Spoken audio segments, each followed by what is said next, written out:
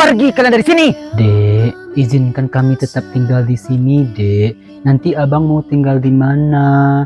Lagian ini kan rumah peninggalan orang tua kita. Jadi abang punya hak di sini, Dek. Apa? Orang tua kita?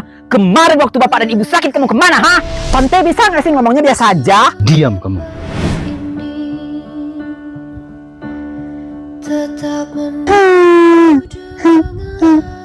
Cep, kau nggak capek ya nangis terus? Apalagi sih masalah kau? Cecep bingung, Cecep nggak tahu harus kemana lagi, Tipa. Maksudnya, Cep?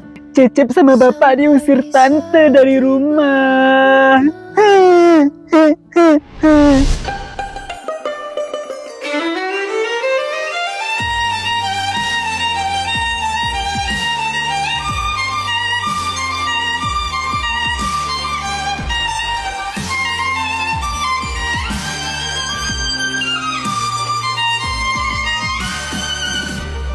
Yeay, alhamdulillah, jadi deh.